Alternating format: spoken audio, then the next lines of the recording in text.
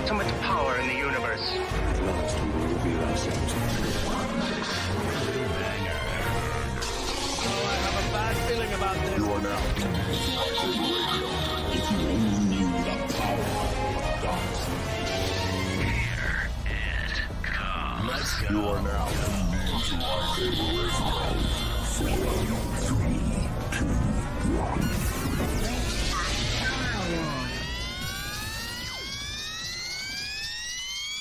Hello there. We're here, we're back, and welcome to LightSaber Radio, your weekly hive of rebellion and redemption for anything and everything Star Wars Rebels. If you haven't already, make sure you smash that subscribe button, hit the notification bell to join our live shows on Wednesdays and Saturdays. And if you like this video, drop us a like. It means the whole galaxy. Hello, everybody. What's going on? What's going Wow, on? we're actually live, dude. It's just been such a long day. It's been crazy. Like we're here. Wow. It took forever to get to Wednesday. What's up? I said it took forever to get to Wednesday. Oh It yeah. really did. My Monday and Wow. Tuesday took forever. I Also, was what I ex- realized in the intro is that claymation Darth Vader that points his finger. I don't know if that's animation or claymation. He's got a freaking red crayon on his box. It's You not, didn't it's not a notice that? button. No, I was sitting there watching it. I was like, I always watch his finger when he points, and then I was like, I'm gonna really look at it this time. And I look, and I'm like, that's a red crayon. Really? How cute. Wow, I'm looking forward to next time I have to watch that. Every time I watch the intro, I see something new. It's like, exactly how many Star Wars clips did you squish into that, Kyle? I'm not sure, a lot. All of them. All of them. Hi, chat. And it's really Hi, hard to Chris. get it into like a 30-second thing. Like I was trying to keep it, less 30 seconds or less. I'm not going to lie, it's very nicely edited, very nicely paced. What's going on, Chris, Nick, and Dylan? Thank you guys for joining us. Hi guys, thank you for joining us this evening. Today we are talking about episodes 3 and 4 of season 1 of Rebels, and we're talking about Galactic Star Cruiser because Oh boy, oh boy, oh boy. yeah. Okay. Oh, Well, I have no enthusiasm. I no apologize. enthusiasm. Zero for this Star Cruiser. I mean, I watched, like I said, when I was talking to Charlie before the live came on. Yeah, I've watched some videos, and I'm not. I've done my research. I'm not that keen. I'm not enthused just yet. I'm a wait until a guy gives us like the full experience, except for when he goes to bed, kind of stuff. I want what's the breakfast like? To be What's right honest, after breakfast, kind of stuff. Looking at the itinerary, there is no bedtime, CJ. There is no sleep. There is You no get rest. 2 hours. There is You get only 2 Star hours. Wars. You get 2 hours of sleep, and then you are to report on the bridge because shit's getting real. Sensational. Did any of you guys get a chance to catch up on these latest 2 episodes of Rebels, or is it? I've seen them enough times that I know what happens Okay. in them, but I didn't get a chance to rewatch them. In all actuality, I've been watching a lot of videos on MS and stuff like that, just to kind of know what my future kind of looks like. Oh, I don't think I've talked about that yet on the podcast. So I don't know if as of yet. I won't know till the 11th till I go see the neurology people, but my doctor has basically told me that she's pretty sure that I got MS. So just let everybody know. And it's kind of weird because like I'm getting like symptoms and weird shit's happening to me. So I'm like, what the hell is going on? So I've been kind of watching a lot of videos on that lately and kind of studying up on that, kind of get an idea of what the rest of my life is going to be like. And it doesn't seem too much fun. So, but that's beyond the. But I know the episodes. I mean, I've seen them. I probably watched Rebels the season. I probably watched Rebels at least the first 12 or first season like 6 times. So yeah, I know what happens. I'm pretty sure they're pretty well memorized. Yeah. Phoenix and I episode- woke up early this morning to watch those 2. She was waking brother up, and I yanked her out of the room. And I'm like, we're going to not wake anybody else up this morning. Let's go watch some Rebels. You haven't seen That's it yet. smart. That's smart. She's Episode 3 is titled Droids in Distress, and episode 4 is titled Fight or Flight. Yeah. No. What? I coughed. Sorry. Oh, that's not right. Fight or Flight is episode 3. Rise of an Old Master is episode 4. Wait, what? No, Are you sure? no. Yeah, I I episode watched the three. wrong episode. Yeah, episode 3 is Droids in Distress, and episode 4 is Fight or Flight. What the hell is episode 2 then? Episode 2 is episode 1 and It's 2 are the, like part the two two. pilots, Yeah. part 1 and part Hold on. 2. I'm gonna pull it up right here. I'm looking at I love IMDb my right now. Yeah, 1 to 2 is Star Wars Rebels Spark Thanks, of Nick. Rebellion. What the hell? Because I'm looking at IMDb. It says episode 1. That's season 3. That's season 3. I'm on Wikipedia, Let's make guys, it so worse. don't come for me, okay? Spark of the Rebellion is episode 1 and 2. Droids in Distress, and then Fight or Flight is episode 4. Yes. IMDb I watched needs to Droids fix in this. Distress and Fight or Flight. Because Rise of the Old Master is episode 5. That That's a one good started one. playing and I panicked and turned it off and went, no, I can't, it's not next week. I'm gonna keep my mouth shut. Did you end up like binging? Yeah, we got to season 3 before we went to school today. We were up at like 4:30 this morning. Damn. So God dang. I didn't have to go to work, so it was really nice. So I'm That's guessing cool. what IMDb did because actually I'm looking at Star Wars on the thing no, this is IMDb. IMDb has a Spark of Rebellion. It's season 1 episode 1, and then Droids in Distress is season 1 episode 2. They are. It don't matter. I incorrect. know them all by heart. At least the first 12 episodes. After we get that, I'll be like, I don't know. Like I watched them. I watched at least all the seasons at least twice, but I don't know. I get stuck watching episode. I'll put it on and I'll watch all the way to 12 and then something will happen and I'll get off and I won't watch it and then I don't ever go back and start watching it. So I've watched like episode 1 through 12. I'll probably watch 6 times. I don't know why. It just happens. The official description for episode 3 is low on food and fuel, the ghost crew agrees to steal an Imperial weapon shipment for crime lord Stacatro Vizago. During the mission, they encounter a familiar droid duo and find that the weapons in question are more deadly than they realized. Yes, they are. Right. Oh. These are basically the weapons used to wipe out all of Zeb's people. Can anybody in the chat tell me what those weapons are called? Fun surprise Charlie's Impossible quiz question. Come on, chat, don't let me We're down. waiting for the chat. I think they're on a lag, so you gotta give them a sec. They're Oh, okay. disruptors. I know that. I can't remember the exact name. They're something disruptors. Stop stealing points from chat. But ain't nobody in the chat said anything yet. Yeah, they're think fun I to use in Battlefront, but God. Yes, Chris, we did find out that, but they also have moderators on IMDb that are paid to go in and and that's just billions and billions of Jeez. pieces of information. No, well, Chris put didn't we already find out IMDb was Wikipedia's of show and movie shit? Yeah. And to a certain extent, yeah, but they have mediators that go in and they are paid to correct things. Yeah. So you don't know. It's kind of like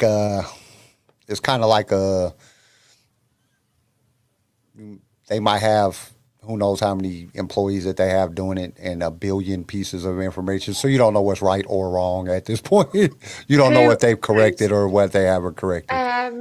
Dylan, you are correct, and so was Kyle. They are T7 ion disruptor rifles. And Hera sits Ezra down and goes, cut Zeb some slack. Do you have any idea what they do to organic material? And he goes, no. I don't know. They kind of make you fold inside out. I was going to say, it sounds something horrific and dramatic. It definitely ain't a good thing. You would never want it to happen to you, ever. Keep Doesn't that in sound mind. nice. Doesn't sound nice. Yeah, No. it's not fun. But basically, the Empire used it on Zeb's and planet, and they Horrible. yeah, it wasn't good. Bodhi collection. Right, which I- Power- What's a good I- LSR? Hey, Bodhi. I do like that little bit of like storyline that they put in there, showing that the Empire is bad. You know, because we got hints of it in Bad Batch, like what is making the Empire bad. Obviously, the Death Star blowing up Alderaan, that's pretty bad. But it's good to see like how is the Empire affecting like these regular kind of people, Yeah. right? And you got to It's- remember, Rebels happens prior, and Bad Batch happens prior to the Death Star. So Right, exactly. yeah, so for them to just be, And we kind of learned about it in the book of Boba Fett too, because we learned the purge of Mandalore. Yeah. So the Empire is not nice people, and and we learned about it in multiple episodes of Bad Batch, because when they went on Ryloth and how they were treating the people on Ryloth and the schemes and everything that the Empire is doing. So Rebels kind of gives you that like insight, like what's happening in the entire galaxy, not just in like the inner core or the mid rim, but the outer rim as well, because like this is happening this is on the outer rim. So they're seeing things that are happening, and the things that are happening are kind of like, okay, the Empire sucks. These are like, they're basically Russia right now. That's where we're at this point. They're just blowing planets up and killing everybody and not caring. I love that we got to see C3PO and R2D2. That was adorable. Love C3PO be a snitch though. 3PO a a snitch though. Why does Chopper have beef with R2? What are they saying to each other? What? I think Chopper has beef with all other droids. It don't matter what droid it is, he just don't like Chopper them. has beef with everyone. You got to have some serious underlying psychological issues to do the things that he's gonna do.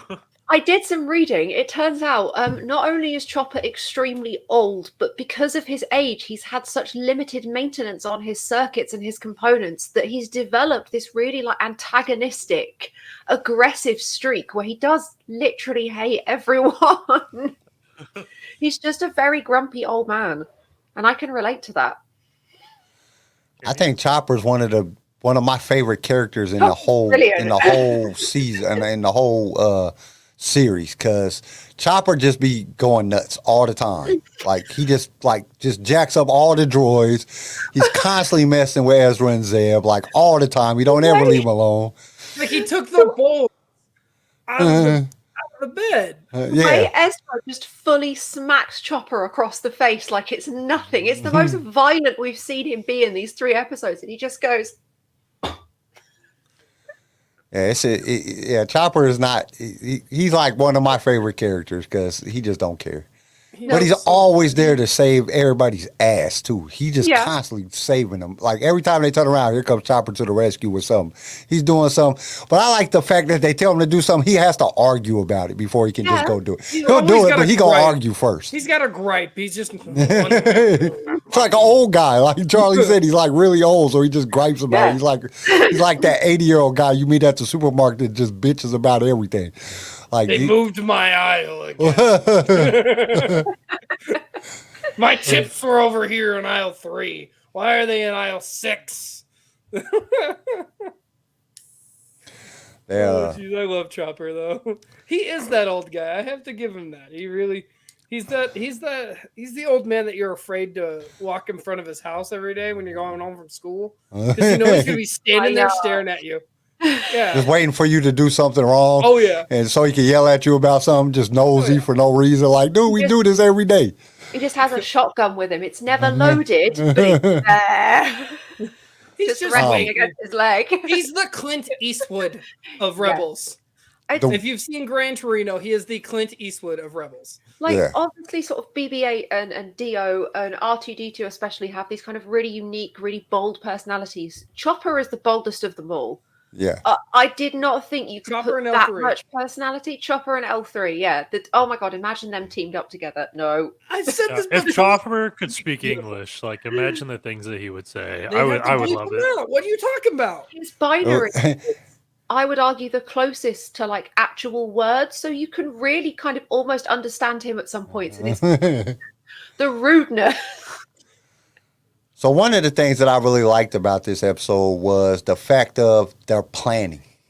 You know, when they plan to get these disruptors back from the Empire, the way that they set it up. And at first they don't know that they're disruptors, but when they're going to get this stuff, the way they set it up and they trick everything, and Chopper kind of gets into it and he keeps messing around, and then they make all the droids leave the thing so she can translate and she can find out the information so they can go steal the stuff. I thought it was like very creative. Like dude, they're almost like bank robbers, and they're trying to figure out how to rob a bank, but they're getting the intel from the bank manager themselves. You know, like, okay, it's going to be in 7, and it's really in 17. But, you know, the trickery and all that stuff, it just really shows the rates that they're going. And at this point, it's not really for the rebels. At this point, it's more or less because they're trying to get money to survive and just so they can keep doing the little heists that they're doing. 3PO pops off. He's like, you can get it very confused. 17 and 7, you know, they sound very similar in the dialect. And I'm like, 3PO, shut up. See, Isn't Peter, that what everyone says so throughout all of the technical. films? like that's something I didn't understand. Like, you called the Empire. Like, you really called the Empire and told them this is what was happening. Like, don't you belong to Bail Organa? Why are you snitching? Why are you calling the Empire? Like, where in your wiring did it get crossed that, you know, it was just that you were confused about who you worked for? You work for Bail. You know what I'm saying? You don't work for the Empire. You're just there being a translator for the Empire at the moment. I actually think this episode shows the point that 3PO and R2 joined the rebellion versus being freelancers. Well, because you got to remember when R2's always known. Well, Yeah. think about this. Think about it like this. You know, when we leave, Revenge of the Sith. When we leave, or not, yeah, Revenge of the Sith. When we leave there, C-3PO and R2 are given to Bail Organa by Obi-Wan. They belong to him. And then they get sent on this job, you know, like, and then the first thing C-3PO does, like, oh, we're getting kidnapped, and oh my God, he calls the Empire. Like, why are you calling the Empire? You don't belong to the Empire. You belong to Bail Organa. Like, you might not know Bail is the head of the rebels yet. You might not know that that's, you know, he's part of the Senate people that are trying to fight against the Empire. But you call your boss. You don't call the Empire. You know what I'm saying? Like, why would you do that? Instead of talking to your manager, you just went up to the top level where the owner's at in corporate.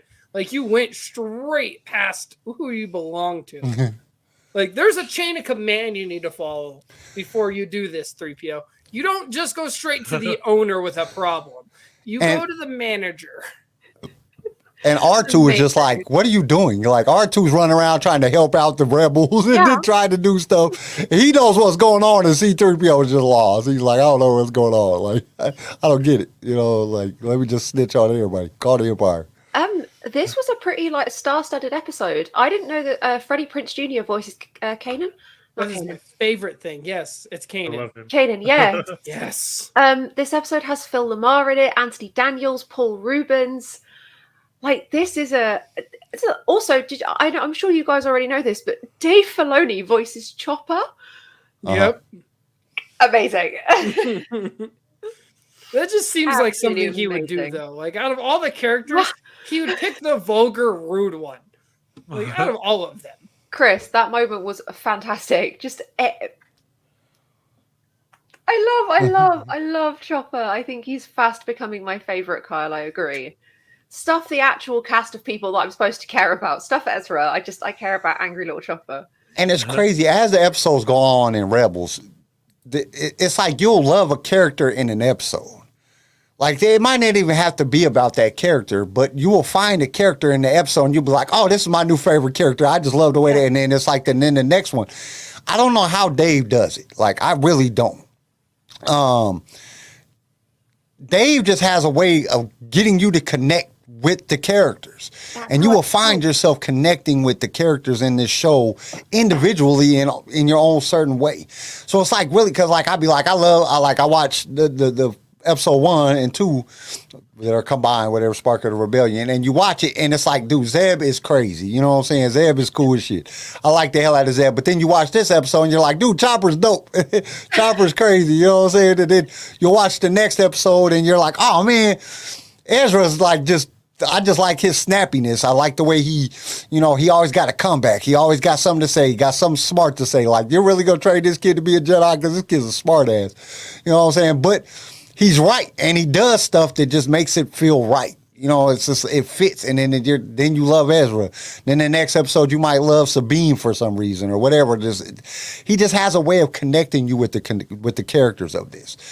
That's something that I felt that was lacking in like the Bad Batch. Like I connected to, you know, like everybody had their own character that they connected throughout the series, but you didn't really have that same connection all the way through. And I'm like, damn, was Dave like sick when he was writing this or something? You know what I'm saying? Because I didn't get Boom, roasted. It was like, and I didn't, you know, you don't really expect it in Clone Wars because there's so many different characters. I mean, there's just every episode you got 20 new characters in it. It's like, dude, who is this guy? Who is this guy? There's just so many. It's really hard to do that. And this is Dave's like big, you know, Clone Wars was his very first big project. And he had George over his shoulder the whole time telling him, nah, I don't like that dude. Change this, change that, you know. So, which, you know, George is allowed to do that. It's his shit.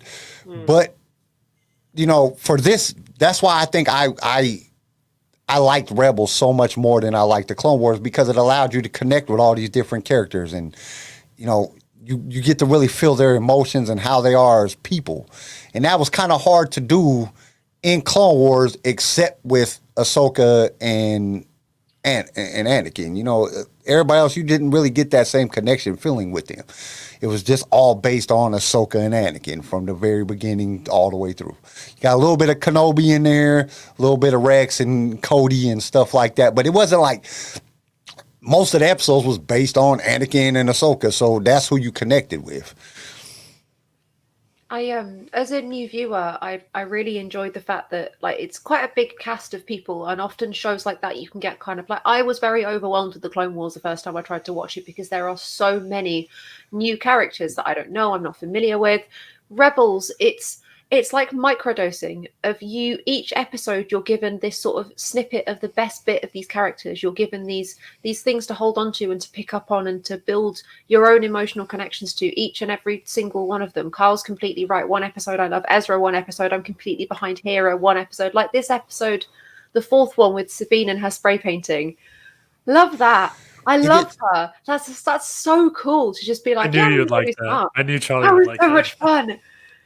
And it brought you back too, because it's like the parent. Like you have Hera's in here, and she's like the parent. You know what I'm saying? The kids is getting on her nerves. Go do something, and then she gives them an impossible task to go do. You know what I'm saying? Like there's no Melu runs on. You know what I'm saying? There isn't none. So they send her. You know, she sends them out. You know, and then the kids go out and then they just get in more trouble. But they at least they ain't in her hair getting in trouble.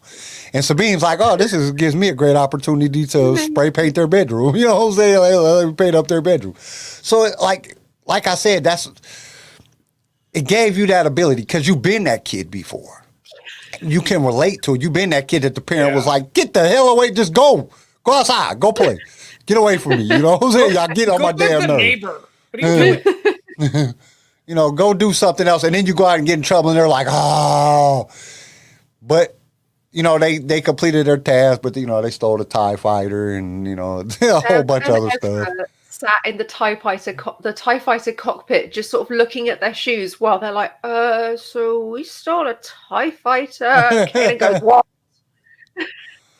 Get rid of it. Okay. You can just Can I say Hera in the background like this. Hey, can I say though that the fourth episode, I know stormtroopers are bad shots like from the original movies. No. But dude, they're missing from like 3 yards. Like this is sad, man. It was getting frustrating. Okay, that's the only criticism I have so far, is that these stormtroopers are utterly incompetent. Yeah. Like it's bad. Y'all seen the thing I put up on Instagram stories, right? Here, hold up. Let me y'all keep talking. I got to bring it up. I got to show everybody because it's I think honestly, my favorite part in this episode was when Chopper took the bolts out of the bed. Don't. That was ridiculous. Like Zeb's like, leave me alone. Zeb was like, it's my room too. Jumps on in the bed, immediately falls on Zeb. it You look at Chopper. You took the bolts out of their bed. Two brothers sharing a room. Wah, wah. There you go, Chris. You asked for my Chopper impression. That's all you're getting. I knew when Chopper was in there, I knew better. Because one second he goes in, you can't see him. Next second, he shocks Ezra. Things escalate. And then he's got the bolts to the bed, and he's like, like, I win! That's a very good Chopper. Are Meiluron fruits just like a running gag now? Is this the meme? The they're always in every episode. Yeah, they use it for quite a bit. I think in the rest of the season. Nice. At least for the 12th episode, I can't remember after that. But I want to eat one. Someone get me one. I want to bite it. I want it. Looks really tasty. Looks aggressive too at the same time though. Aggressive. Hey, little Miss Marshall. Crystal. Yes. Thank you for joining us this evening. We really appreciate it. We are screaming about how much we all love Chopper. That's the extent of the conversation so far. That's it. My violent war criminal droid. Yeah, my only issue so far with watching like a couple of episodes, whoever animated them running. Oh yeah, it's I terrible. hate it. It's so bad. It looks so goofy. Yuck. It's definitely not one of their the animation on Rebels is not the greatest. It's more cartoonish than it is like animation. But it's okay because the story is good. Like the story is good enough that it makes it like it's tolerable. Because any of us right now, like when you go to like the Bad Batch and you go, and you're looking at like the animation is just amazing. And then you go to look at this, you're like, what the hell am I watching? Scooby-Doo or something? You know what I'm saying? Like about 4. Like, but the story is so good it keeps you captivated. Yes. And the characters.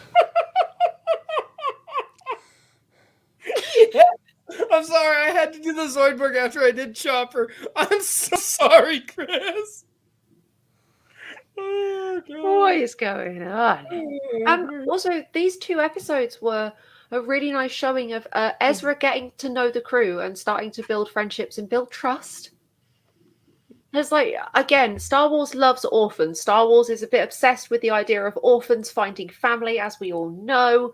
So here we've got another kind of classic Star Wars. I'm really liking him and Zeb, right? Zeb's relationship. Yeah. Yes. And how they hate each other, but they like each other. Yes. It's like total brother kind of thing. Mm-hmm. It's the big brother, really little brother thing. It's my little brother and I digging were like that.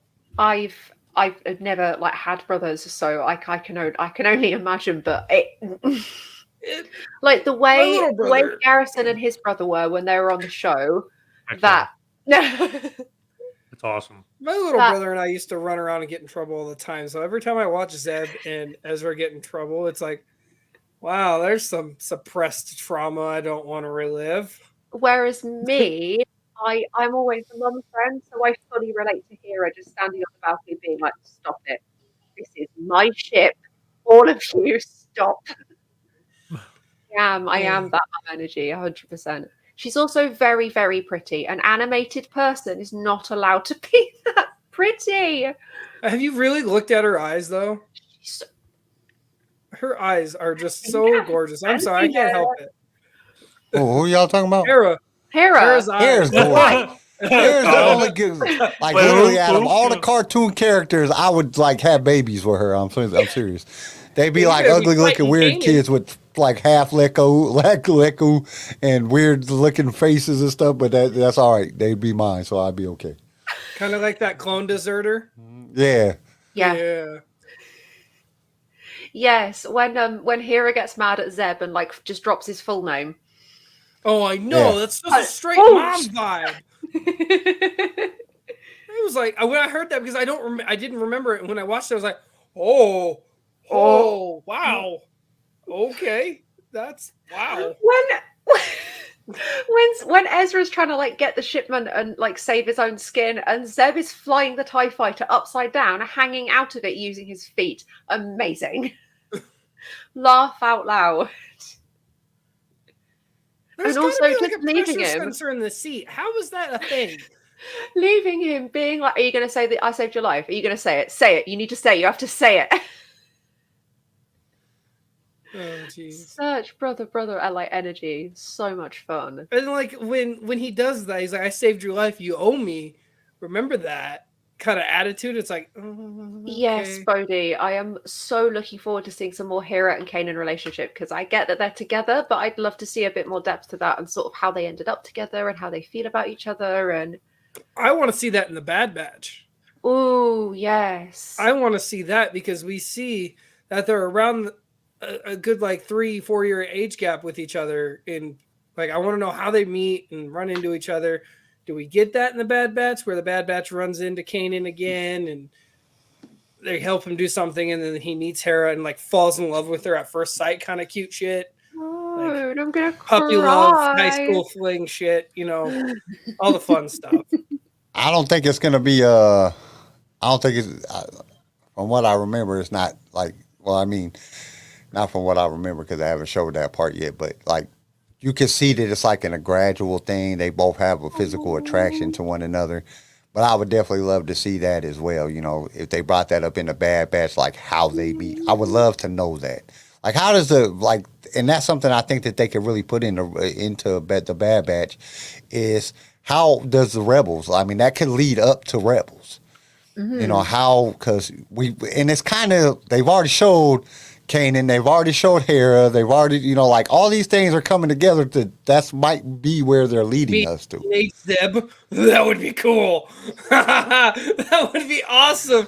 I have a feeling that Zeb and Kanan is like going to be like a Chewie Han type of thing. Yes. We need to see You know, him. like like almost like a life debt type thing. Like Zeb saves Kanan or Kanan saves Zeb or something like that.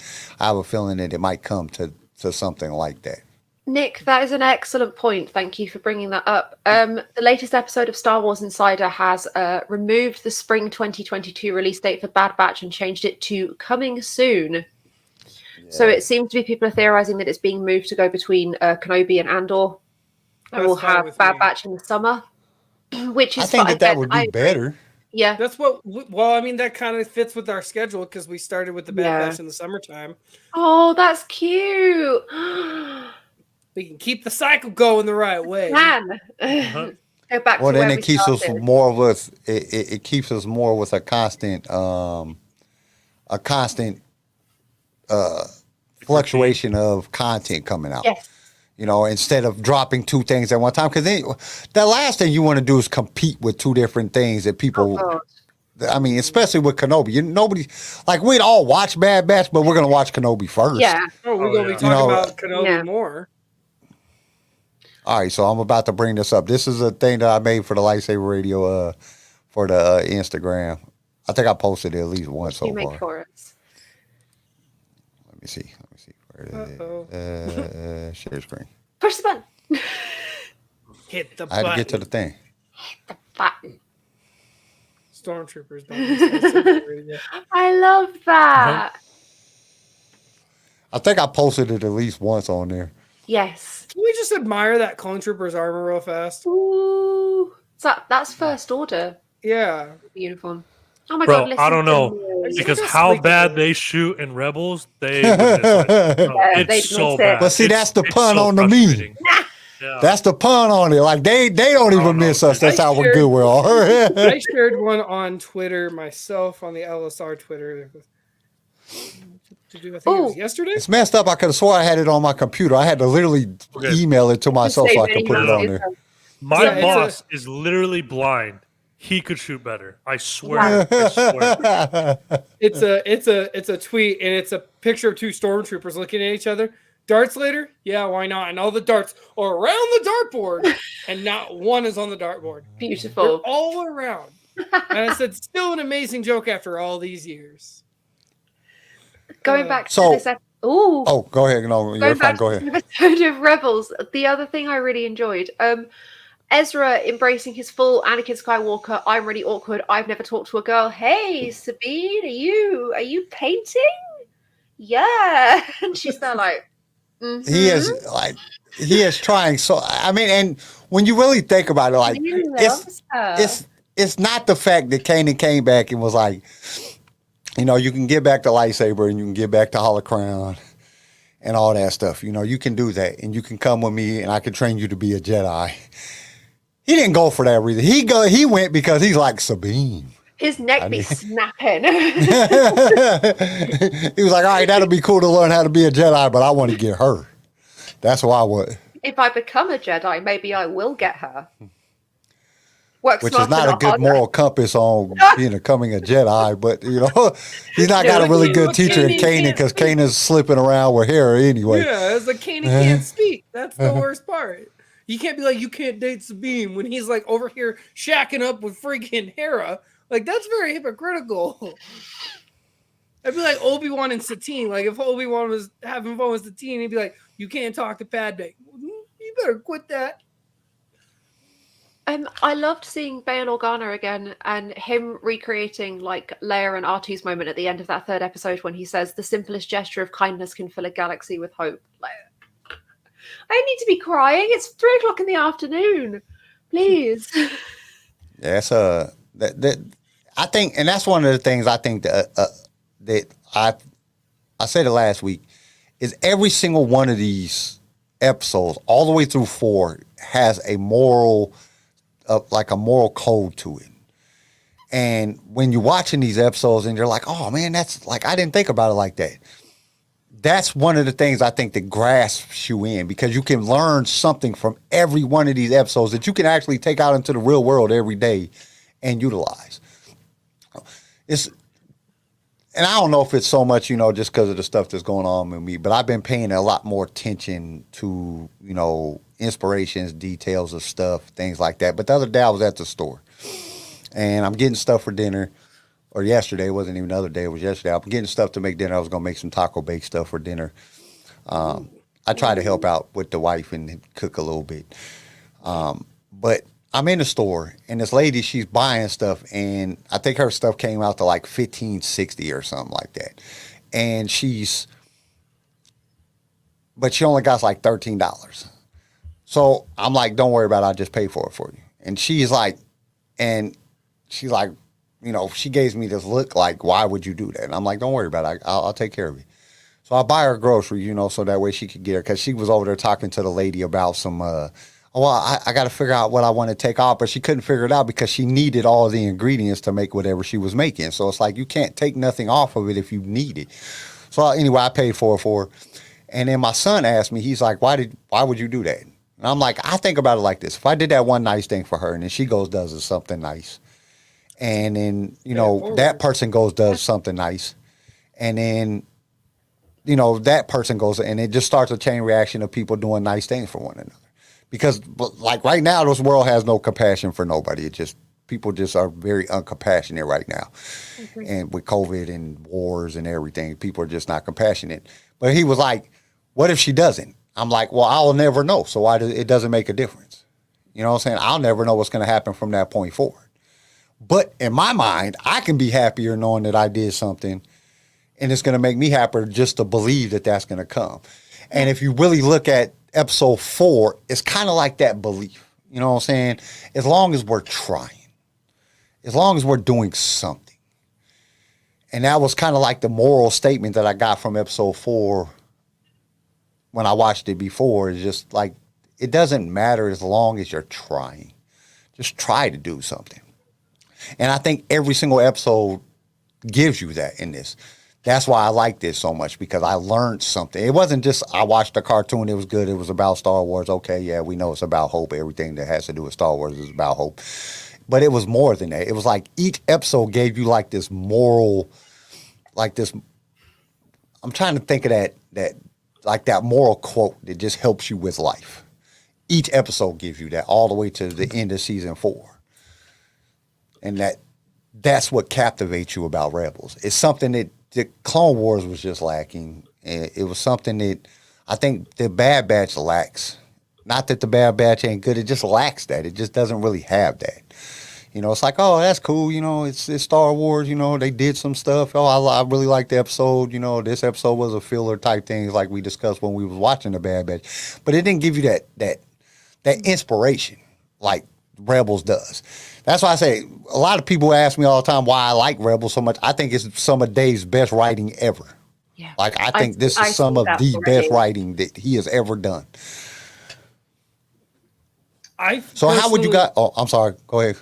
I personally feel like he sat back while he was doing Clone Wars, the last couple seasons of Clone Wars, and was like, okay, you know, George is. I know for a fact George probably kept him in the, you know, the information pool about like wanting to sell it, and you know, this is what he's wanting to do with it. And I'm pretty sure Dave was already writing Rebels because he expected to do another show with George, and was trying to get this all planned out. He probably already had the first 3 seasons written up and was making, you know, touches, because it really feels like George Lucas is a part of this, even though this is something that he had no part of.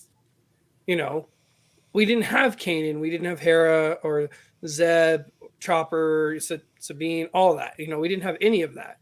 So I feel like George kind of like during the last 3 seasons of Clone Wars before he sold it to Disney was like, you know, kind of what you working on, Dave? And it's like, let me see, let me help you out a little bit. Let's just make sure there's a storyline behind all this, because that's I feel like this is a lot of what George wanted in a cartoon was inspiration, you know, realizing that you can grow, that loving is okay, that being angry is okay, and like it's just the matter of growth and how you come back from that angry moment or something that has been traumatic, you know. And this show is really good about that, and I love this show. Like I love Clone Wars a lot because, like I said, I watched Clone Wars from the beginning, you know, as a kid to now, and I will always love it first. But Rebels always had something else to it, like you guys were saying. It just has more of a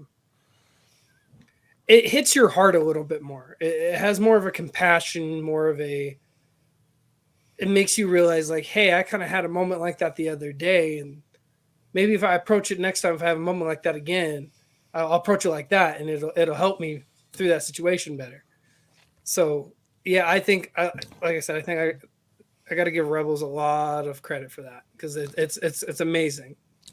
Yeah, Nick, the music cues in these episodes are good. Now, there's a few in season 3 that are just like, well, what the what? But we ain't got there yet. We'll get there. And Dylan, I helped her out, but I still thought about killing her.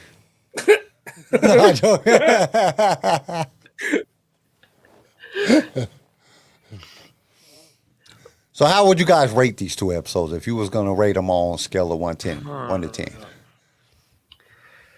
Maybe so. They were fun and I really enjoyed them, but I think I still enjoyed the first 2 episodes slightly more personally. So I'd maybe go with sort of like a 6.5, a 7, which is like generous, but yeah. I'd probably go like a 4 or 5, just because that stormtrooper is so annoying. How they can't hit anything. It's just like I'm sorry, dude. You are like 3 feet from the guy. Oh, anyway. You're not gonna let that go, are you? No, it's really. Oh, it gets worse throughout the season. Oh, it gets worse. I promise it gets worse. And he's like dodging him. Like they're shooting at him from like point blank range. Actually, and he's, like, if that's what dodging Garrison's going with, then I'm knocking a point off and going with a solid 6 for that running animation. Because no. I gotta agree. I'm at a 6. I mean, the animation could have been loved on a little bit more. And God, stormtroopers aren't that bad. Like, they're bad, but they're not that bad. Okay, now I want y'all to go back and remember, okay, how bad their shot they really were when they couldn't even shoot a blind man walking through a field in Rogue One. No. Yeah, but that was different. That was like No, he was blind and he was walking through a field. He had the force And protecting him. he couldn't shoot him. And there was like 400 of them and they still missed. The stormtroopers are terrible. He They was couldn't. saying the magic words. Like there's a meme that I put out a long time ago where the stormtrooper's like this and he's holding in the gun, the blaster to his head, and it goes off and it burns a hole in the wall, but he still fires. He's like, what?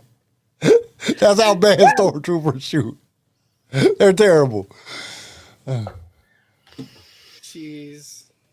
But these weren't two of my favorite episodes. I enjoyed them, but they weren't two of my favorites, and I'll probably go with a good 6, 7 right in there. Yeah. And we never rated one last week. We kind of just slid over that a little bit. So we'll just say that one was better. We'll all agree to an 8 on that one because that one was pretty good. Yeah, I'm happy with that. So now let's get to Galactic Star Cruiser for a few minutes here. Boy, a few minutes. So first, I'm out. Charlie just sent me over some pictures. I did just send you some pictures. So we're gonna pull these up on screen and we'll describe them to all of our audio listeners. So while you're setting that up, I will run people through some of the basics. So we're going to use Garrison and Addison. You are our theoretical couple. For 2 guests per cabin, for the standard room, which contains a queen bed and 2 bunk beds, and no windows, I might add, no space windows, it is $1,209 per night, or for the voyage total, $4,809. This image on the screen is a sample kind of itinerary for the time that you're there, for the time Does that that you come arrive. with free drink? So Everything's here's the other thing. Because I'm getting my money's worth. The package includes 2 breakfasts, 2 lunch, 2 dinner meals per guest with gratuity and tips included. 1 service meal when you're in the parks. However, alcoholic drinks are not included in these prices. There are free soft drinks available, like refillable soft drinks, but alcoholic drinks are not included. Most of the drinks are between $13 and $23 for a cocktail, beer, or wine. No. You can buy whole bottles of wine for anywhere from $55 to $140. Wow. These cocktails and drinks are also available during dinner times, but you have to pay extra. Okay, I'm trying to get it on the screen bigger because That's all right. There is a gift shop. Nick says, "Boo! I want drunken lightsaber training." Yes. Although there are multi-course sit-down dinners included with this price, there is a special dining experience that costs $30 per person to sit at the captain's table. If that's something you guys would be interested in. And that, hold on. And if you watch Ordinary Adventures, that is a first come, first serve thing. It is a first come, first serve. You have to get there and get that paid for immediately when the opening is there. If not, it's gone in seconds. Yep. For what? It's a dinner at the captain's table, which gives you slightly more menu options, a free drink included, and more experience like interactions with members of the cast. And you sit with the captain of the... Yeah, you sit with the captain of the ship and... you can interact and all that fun stuff. Wait. So what does the captain do? Because we know he's not actually flying a ship. He, or she, whatever. Why are you assuming their gender? I'm just kidding. You haven't watched videos. Shut up. There is also a gift shop on board, which, it's your standard Disney merch, t-shirts, pins, key rings, all that good stuff. And there's also a variety of costume pieces, which are all very expensive. You're not expected to dress up. You are encouraged to participate. It's very much like a one big improv exercise. The more you put in, the more you get out. But see, that's the thing. Why do I got to work and I had to pay for it? I don't want to work. I just want to enjoy shit. Like I don't want to have to work for it. Like I just want to come in and y'all put on a show. I paid $5,000 for this. I want a show. You know what I'm saying? I want y'all to do all the work. I just want to sit back and get drunk and enjoy myself. That's really all I want to do. Toria and I were watching the videos on this, and the hand towels and the bed set and all that stuff. But I'm taking anything that's not strapped down. Yeah. Because if I'm paying that much, I'm taking the soaps, I'm taking the comforter, I'm taking the little cups. Chris, that's a very, very excellent point. At the moment, the majority of people who've been to the Star Cruiser are having their trips paid for them by Disney, and that includes all excess expenses. So it's going to be interesting to see how this kind of experience translates to people like you and I, who are maybe on a bit more of a budget, bit less expendable income. Here is on the screen for anyone listening is a sample itinerary of what would be available for the time you are there. You arrive at about 1 o'clock in the afternoon on the first day, and you're home finished and out by 10 o'clock in the morning on the third day. And your second day is full from about 7 o'clock in the morning till about 11 o'clock at night. So it's You are So encouraged. this is the thing too on that. So on day one, it says they get the special thing ends at what is that? 8:30 p.m., 8:40 p.m. That's when it ends, right? Is that what it says? I can't really see it on this screen. It's kind of small. So anybody watching, you probably can't see it either. So what does it say on that bottom right there? It says special atrium entertainment from 8:30 to 8:45, and then you are kind of expected, from what I can gather, to just go to your cabin. Okay, so say that gets over at 9:30. Now you go back, you wind down at your cabin. You're there with your wife. Because I don't see this being a trip that people take their kids to go see on a whole lot of detail. This is all for the kids. Every single bit of this is for the kids. The adults are just an afterthought at this point. It sounds crazy, but so much of this is designed specifically for the kids. I think that's the only reason they get people to go. But just saying, if it's you and your wife, you get back. Now you want to do some hanky-panky stuff. But you got to get up at 8:40 in the morning. Is that what that says? 7:30 in the morning? You've got to get up at 7 o'clock in the morning. That's when... 7 o'clock in the morning. You can't do nothing. You be wore out. Like, I can't wake up. I need to sleep in for a little bit. This is supposed to be a vacation. And you don't go on Nick brings up a great vacation and then get up at 7 o'clock in the morning. You don't do that. Sorry, CJ. You're just...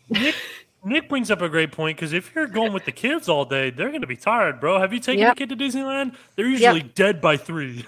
So I will speedily run you guys through this second day to give people an idea of quite how much they're expecting to pack in one go. Breakfast is from 7 till 8 in the morning.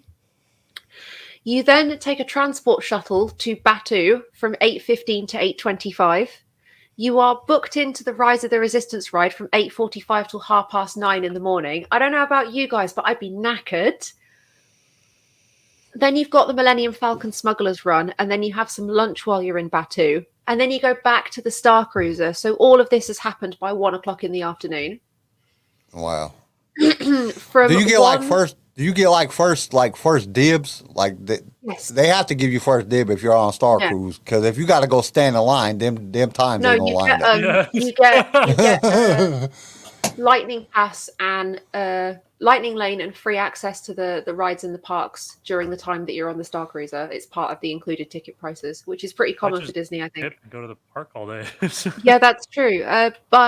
So you get back to the Star Cruiser at sort of 1 o'clock in the afternoon. You probably want to go and have a rest. No, lightsaber training from 1 till 1:30, which I would point out is a bit ridiculous.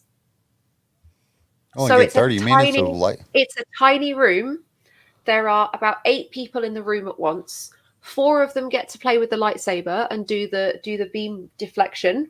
The other 4 are in the back with shields, and then you swap over after 15 minutes. So you only get 15 minutes with the lightsaber, really. What are they doing with the shields? What's protecting? It's to deflect the beam. Yeah, deflect. Yeah. And the guy, not to knock the guy that's doing the training, but the boy be sweaty as hell. Yeah, like he looked like he'd be running around all day. Like he's like even on the first day when you watch the videos, he's sweating bullets, and it's like, dude, you're not even doing lightsaber training. It carries on from 2:30 till 2:50. You've got the droid racing competition, which sounds much more exciting than it actually is. What it is parents, children, and adults in the atrium with their RC remote control droids that you build at Batu, and you just race them around on the floor. Just imagine being that one kid that's got the messed up droid that doesn't really roll right. Yep, it's gonna bum you out. From 3 to 3:30, there's model ship building. From 4 till 5, there's a sabacc tournament. However, here is the kicker. There is only one sabacc table, proper sabacc table, on the entire Halacon Star Cruiser. So it is a first come, first serve, and people might be on there for a few hours. Like, it's not... Like, sabacc takes forever. It's a cool-ass table. It's a hollow sabacc table, so it doesn't use actual cards. It's all like touchscreen and like projections, which is really cool. However, you can go up to the cast members and specifically ask for a set of like physical sabacc cards, and they will go and get you some. Okay. Too late. Can you really bet money and pay for your trip? I mean, I rob some people and get my trip for free. From 5 till 5:30, cocktails in the Sublight Lounge. From 5:30 till 7, there's a Tales Around the Galaxy dinner. and then a big finale. I'm not going to talk too much about spoilers for the story because obviously I don't want to ruin that for people. Kyle, what's the next photo that I sent you? Then we got the. Ah, Oh, wait a yes. minute. What? Hey, what the hell? No. Did it just block me on that shit? How did they know it was on my email? Hold up, go back. Blue No. turd. What the hell? Because this format is currently unsupported or the file How is rude. corrupted. So Like I just looked at. Oh, so it's not letting me put it on here. it flashed up on the screen for 0.2 of a second. That was the infamous blue shrimp that's being served at the Oh. Tales of the Galaxy dinner, and it's a standard shrimp, cold shrimp cocktail dyed with pea flower, which makes it that really bright blue color. And apparently, it's not the nicest. Some of these photos were taken from the fantastic. Yeah, see that one as well. These photos were taken from the Disney food blog, so I wonder if they maybe have a few sort of copyright restrictions, which is absolutely fair. I just wanted to show people. Did we just get a copyright strike against us on No, YouTube we for showing didn't. this crap? No, we didn't. No. I'm gonna be really mad at Disney because y'all copyright No. strike us for showing some pictures. No. We've only talked about this one other time. Calm down, Disney. And we watched the whole video and didn't Yeah. get a copyright strike, so I don't know how True. some pictures. This is garbage. Not only are you expected to participate in this itinerary, an awful lot of this happens via your phone using the data pad section of the Play Disney Park app, which people use to like book their rides and all of that good stuff. The data pad is now part of that app to use while you're on the Star Cruiser. So that means you're spending like 70% of your time looking at your phone rather than Around. being immersed because you're trying to keep hold of this really, really tight schedule. The food is designed to look really, really appealing in the restaurants. I would also like to point out that the food and menus were created by Disney's in-house chef, Brian Piasecki. He was trained by the Walt Disney World Culinary Arts School, and he's worked for Disney for over 16 years. So, like, amazing credentials, fantastic, but so much of this food is insane. This food better be bomb. It looks Michelin star, but it isn't. It's one of those where it's very, very simple menu items, obviously, because you can't make it super fancy because not everybody has, really like food palettes, is like fond of really fancy ingredients. Everything you read on these menus is ingredients you'll know of and dishes that you've had before, just with like some dry ice or some food coloring.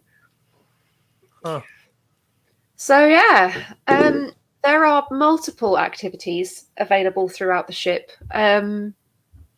Bridge training, 45-minute activity where you access 4 different stations and partake in a ship battle with the Star Cruiser. Engineering. Come on, Kyle. Kyle, you can't comment on your own show. Why not? There you go. The engineering section of the ship has often been compared to a science museum. A lot of reviews that I've read, multiple interactive areas and cast members to guide you through puzzles. Lightsaber training. There's an Outer Rim Regalia, which is a guest fashion show where people are encouraged to put on their themed outfits and walk that catwalk. Yes, Queen, slay the house down. That's what Star Wars is all about. That is what Star Wars is all about. Although I have seen quite a lot of stop it, the two of you. I have seen.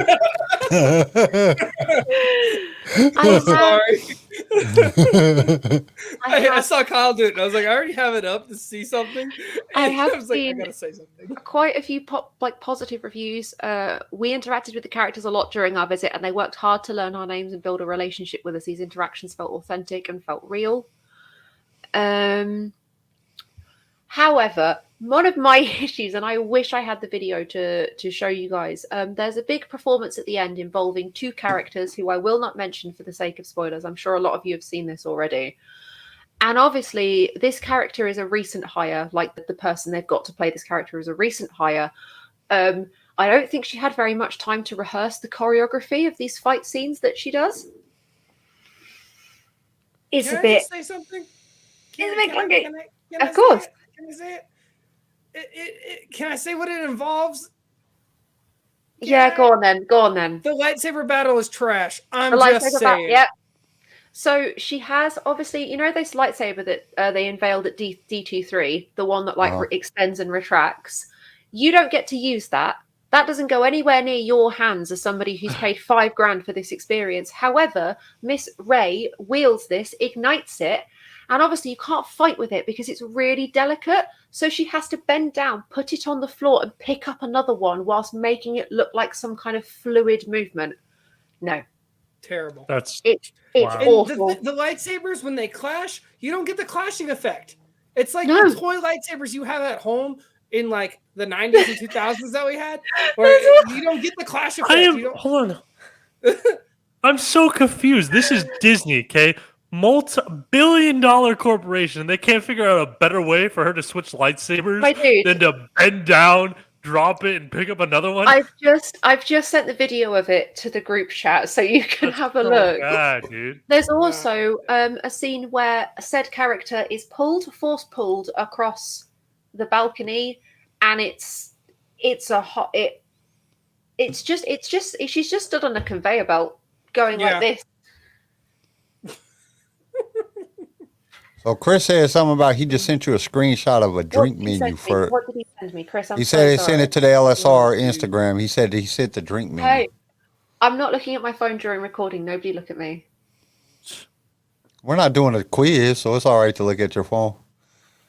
Yeah, Chris has sent us some of the drinks. We've got Mark of the Huntress, which is bourbon whiskey, peach infused blackcurrant, almond and lemon sparkling bubbles. That don't sound We too have bad. a fiery Mustafar served with lava extract, which is Ajeyo tequila. Cannot pronounce that, not even going to try. Stone fruit, lime chili, and black salt. And just so you know, when you order that drink, Mustafar, and you don't put Fireball in it. That's I know, a crime. Just so you know, when you order that drink, it comes in a vial that you can add in a secret Mustafar You lava can add in sauce, some spicy lava sauce. and it's Tabasco. Like Tori and I were bartenders. Like I was looking at it, and I'm like, that is Tabasco sauce, and that looks terrible. The third drink on this list, which is 100% stolen from our episodes and my idea, we have the Hoth Icebreaker. Yeah, I seen that. I was like, oh man, y'all terrible. Why really but gonna still, call it it's the so- icebreaker? How rude! Call it the Hothbreaker. Don't be please. It's vodka, lemon, cane sugar, and lemon foam. And Chris wants to know the prices of these drinks. Are they Oh beside him? yeah, I'm going to tell you guys the prices. For the Mark of the Huntress, it's $23. For one drink? Yeah. Shit, I'm sneaking a bottle in. how big is this? I'm wearing a two-day robe. I got a fifth hiding somewhere. The Fiery Mustafar is $17, and the Hoth Icebreaker is $18. And the last on this list, which is the cheapest at $15, is the Cloud of Bespin, which is rum, lemon, almond, passion fruit, and lemon foam. Why are they all made with lemon foam? Because it's supposed to look like a cloud, okay? Okay. Ouch. No, I'm joking. I know. Weirdly, nearly all of these ideas that are presented in the Star Cruiser are actually taken from the VR game Tales from the Galaxy's Edge, which I played. Great fun, really enjoyable. You take over control of a transport vessel and escape to Batu, and then you go back to the transport vessel and you go do some more stuff. Like it, I think they were testing out these ideas previously. So they put out that stupid first video that just made it really look like garbage. Like now they came out with some of these, and I haven't had a chance to watch too many. I think I watched like one or two. I don't think it's garbage. It didn't look that much better. It's like, okay, now you just put in some more lights and some more characters and You made added it look a some little color. bit You better. added some color to it to kind of Yeah, contrast. it didn't look too much. It did to me. It does not look like it's $5,000 worth of crap. Like I'm not going to spend $5,000. I'd rather just spend $5,000 and go to Galaxy's Edge and just have fun all damn day. You know what I'm saying? Build me a lightsaber. Give me some. If I got to spend that type of money, I'd rather just go to Galaxy's Edge. I just don't. It seems gimmicky to me. It really seems Don't invite us. gimmicky. That's true. Just because we're not keen, don't not invite us, Disney. I've seen a lot of videos of parents who've taken their kids or were invited to the kind of shorter experience with their kids, like influencers, family bloggers, all that kind of thing. And honestly, these kids have an incredible time. These kids are crying, they're happy, they're running around, they're laughing. I think a lot of this isn't for us, to have our Star Wars main character moment. It's for the Litlands. And I think But even start in the $5,000 sense even that- though if you're paying that, if I'm paying that type of But money, yeah. even if I'm taking my kids and I'm paying that type of money, like the best part that you got is really expensive drinks that I can get drunk. Like yeah. that's the best Oh my part God, for imagine- adults, which is fine. If they just created it for the kids, which is fine. But you got to remember that an average American family or average family worldwide is not going to be able to spend $5,000 a person or even two people, because now you got to spend $10,000 just for two kids and you and your wife. Or what if you got 4 kids? This is just not feasible for a normal family in the world. Right. You gotta be rich to do this, and I think that's one of the downfalls that Disney is doing. You're trying to make money off of this instead of creating an experience. That's how it really feels to me. So for 4 guests, which is 3 adults and 1 child by their calculations, $749 per night, which makes the total voyage $5,999, not including extra expenses. Do you know what else gets me? Do you know what else really grinds my gears? Photo pass pictures, which will be taken during the course of the trip, are not free. You have to pay to download the photos that are taken unless you buy the Memory Maker pack, which is God knows how much money. I mean, it just doesn't make sense to me. It really does not make sense to me. Like, I understand that they got to make money. They got to pay for all this crap. You know, they got to make money. But you're making money off of films. You're making money off of all the other theme parks. You're making money off of all this other stuff. And you design this for kids. Like, Galaxy Edge, an adult can go there and enjoy themselves just as much as a child can. This does not seem like anything that's enjoyable for an adult. So the adult got to go there. You done spent all this money. I just got to be irritated. Finally, I get rid of the kids for a couple hours. I get to get a little bit drunk, but that's going to cost me another $1,000 because the drinks are so damn expensive. And then I can't even go back and do anything because I got to wake up at 7 o'clock in the morning. So I can't even get freaky deaky with the wife because I got to wake up in 4 hours. Like, would you want to though? Because the kids are in a bunk right there. yeah. And just imagine if you wanted to get a adjoining room with your kids, that's probably another $5,000. So now I spent $30,000 and I didn't even get to have no fun at all. That doesn't make sense to me. So real There are fast, 3 the attendance numbers since they opened the park back up with all the restrictions, 3.6 million people have attended just Disneyland itself. Why are you overpricing this when you're averaging this number? Like, In a this is the 6-month thing. span. Disney makes, as a whole and as a major company, Disney makes the majority of its money through its theme parks. Its theme parks are its biggest. It's not a film company. It's not a television company. It's not a media company. It is a theme park company, first and foremost. Theme parks and hotels. This is so obnoxiously overpriced. Do you know what else there is? If guests get claustrophobic, because it's technically 2.5 days in a windowless cell, they have something called a climate simulator, which is just a patio outside. Oh my! Oh, wow. So, real fast, back on the ratio of numbers. They averaged before COVID 18.76 million people in a 6-month span. Jesus. That's just at one park. That's not both parks. That's not merch. The That's not amount food. of That's just money. Yeah, and you're charging that much money for Yeah, the and then you're asking your dedicated Disney goers and fans, people who live in Florida, people who have the year passes, people who have the annual pass, who live on Disney property. You're asking them to pay that again. For 2 and a bit days? No. Less than 2 and a bit days. 1.5 days. That's where I think that Disney fails the most when it comes to Star Wars. You know, that's my ultimate thing. Like, that's where they damage, you know, kids going to bathroom. We need some more alone Split. time. The bathrooms are split. The toilet's behind a sliding door, so you can lock the child in the toilet. Perfect. And then you're good to go. But, when you look at it as a whole, that's where Disney is failing Star Wars. Yeah. Star Wars fans are not used to paying that type of price to do things. Nope. You know, Galaxy's Edge, that's expensive enough. You know, and then depending on Garrett's is not too bad. He's pretty close to it's 4-hour drive to get to LA to go to Galaxy's Edge in California. But I'm in the middle of the country. It's like 2,000 miles either direction I go to get to Galaxy's Edge. So first I got to get there. Then I got to pay to get in. That's just to go to Galaxy's Edge. That's expensive enough. I'm a 15-hour drive from Disneyland. Oh, I'm 15 hours if I don't stop. That's not counting the bathroom breaks, the gas, the kids need food kind of stuff. Like that's if I saw it's 15 solid. Maybe take me about 2 hours, hour and a half to get to Disneyland Paris. Put it the Eurostar. Oof. They got it in Disney. Are they gonna have it in? Yeah. So and also, is it at every park, or is this just something that's in Orlando, or is it in all of them? I think it's in California, isn't it? No, it's in Orlando. In Florida. Yeah. Oh. It's only in Florida right now, and they're in talks of making another one for California to make it fair. And they're now building one in the Paris location as well, and in the Tokyo location. So it's like, not worth it. It's going.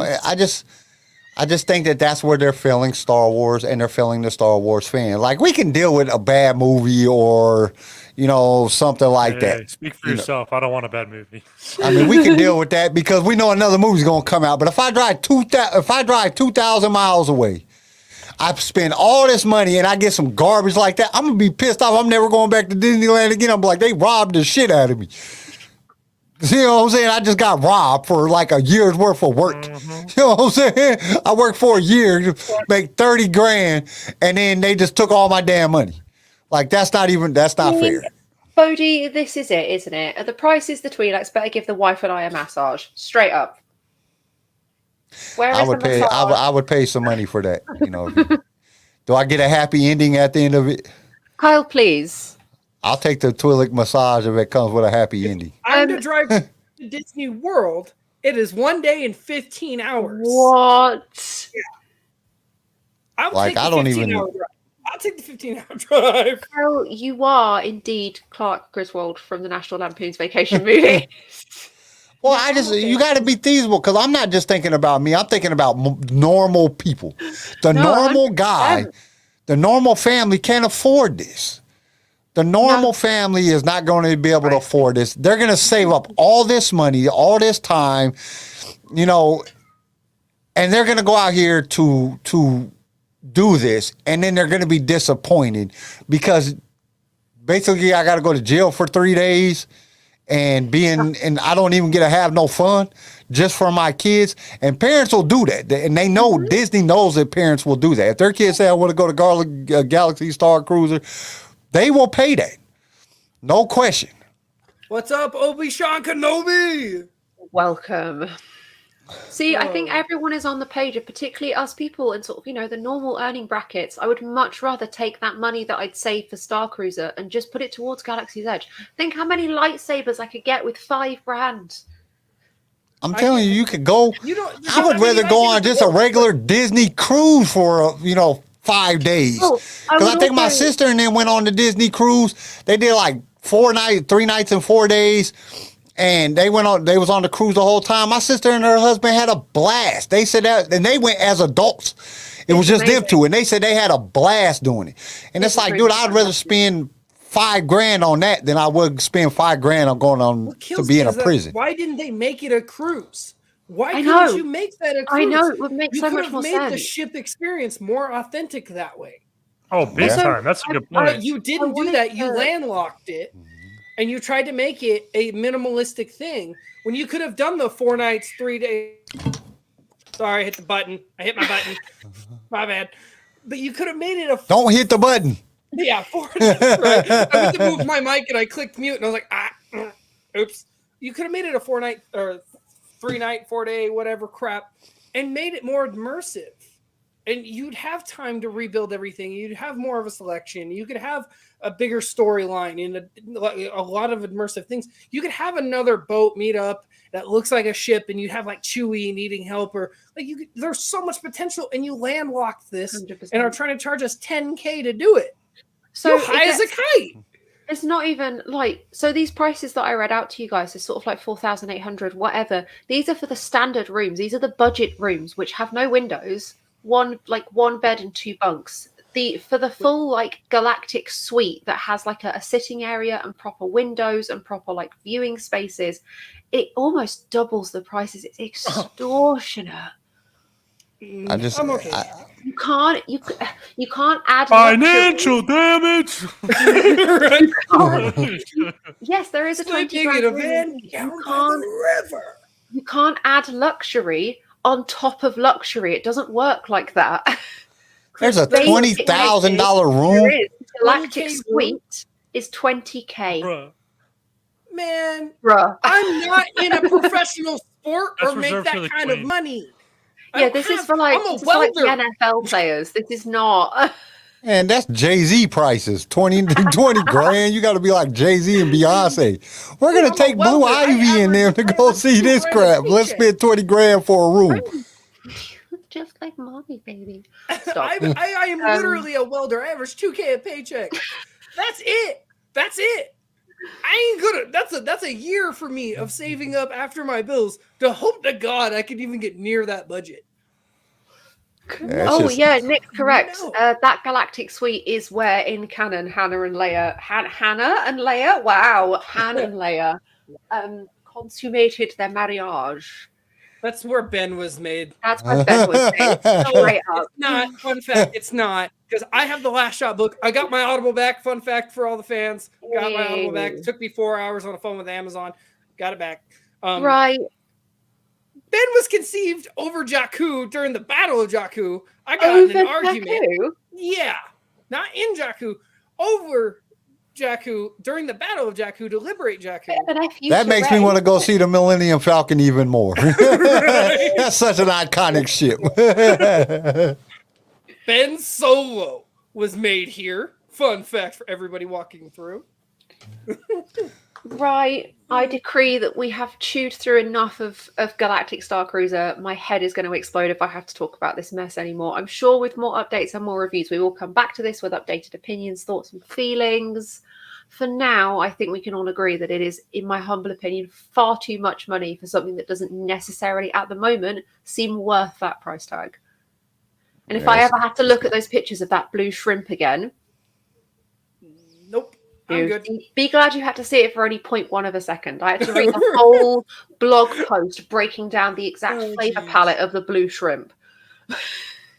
My wife will still like it. She loves shrimp. She'll eat any kind of shrimp. Yeah, if you're a fan of shrimp cocktail, then apparently it's a delicious dish. But if you're not here for giant cold pieces of shrimp served on dry ice, then it's maybe not. It's the wrong color. Yeah. I think our brains are wired to not. It just doesn't look right. Like I looked at the photos and I'm like, I like shrimp. It's like one of my favorite things.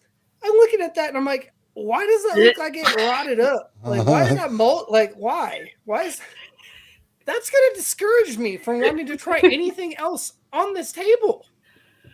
Thank you to our very, very enthusiastic and energetic chat this evening. Appreciate all the new people who've shown up. Obi Sean Kenobi, Bodhi Collection. Amazing. Thank you so, so much for joining us. An absolute pleasure.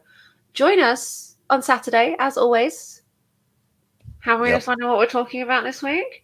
I don't know. I'll come up with somebody. That's okay. We'll come up with something and let everybody know. You can find us on all major social media. Head over to our Instagram because we're nearly at 500 followers. If we could make that in the next week, that would be brilliant. Thank you so, so much. Everyone, look after yourselves. Have a fantastic rest of your week. Be kind, be safe, and may the force be every single one of you, all of you, always. Goodbye, everybody. Hit the button! Hit the button! Thank you for tuning in to LSR. If you enjoyed the show, consider subscribing so you can be notified when new episodes are released. If you would like to be a guest on the show or just want to give us some feedback, feel free to email us. You can also reach out to us on all major social media platforms. They're linked in the show notes below. LightSaber Radio is produced by Pick Film Media and is a Swaycast original, starring Charlie Harwood, Garrison Turcott, CJ Elliott, and Carl McDaniel. And don't forget to join us next time for more adventures in a galaxy far, far away.